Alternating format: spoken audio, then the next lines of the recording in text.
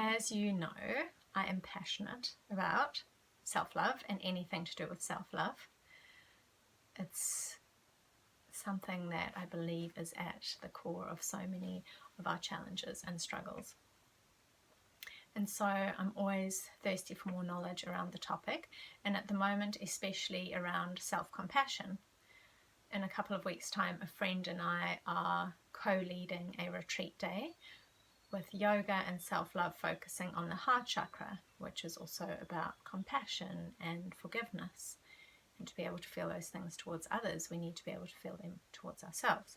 So I thought, who better to consult than Kristen Jeff on self-compassion? And I would just like to share with you one of the cool things that I have just come across.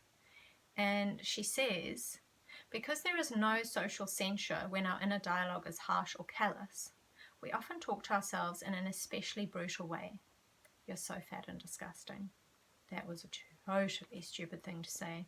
You're such a loser. No wonder nobody wants you. Ouch. Yet, such self-abuse is incredibly common. And she goes on to say how self-criticism is a type of safety behavior that's designed to ensure that we have acceptance within the larger social group. It's like self-criticism serves as a submissive behavior because it allows us to abuse ourselves before the imaginary others and those judges in our head pronounce judgment over us. So we're like, see, I already know that. You don't need to be so harsh on me. And she goes on to say, when people criticize themselves in front of others, then it's as if they're saying, I am going to beat you to the punch and criticize myself before you can. I recognize how flawed and imperfect I am, so you don't have to cut me down and tell me what I already know. Hopefully, you will then have sympathy for me instead of judging me and assure me that I'm not as bad as I think I am. Wow. That was really interesting for me to read. I had never looked at it from that perspective before.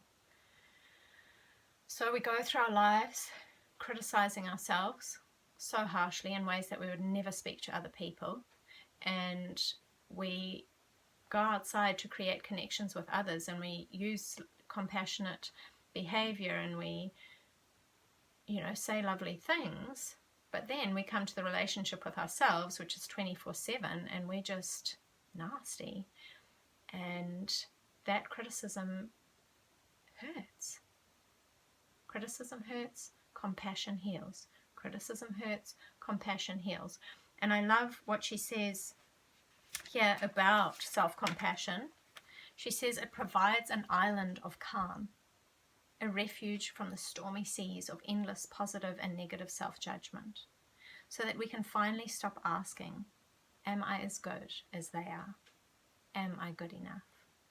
Right here at our fingertips, we have the means to provide ourselves with the warm, supportive care we deeply yearn for. By tapping into our inner well springs of kindness, acknowledging the shared nature of our imperfect human condition, we can start to feel more secure, accepted, and alive. In many ways, self-compassion is like magic because it has the power to transform suffering into joy. And this is why this stuff really matters. Okay, stay tuned for when I feel inspired to share another tip from this book with you. Now, please go and tell yourself something beautiful and self-compassionate, and just become a little bit more aware of that critical voice in your head, because awareness is power.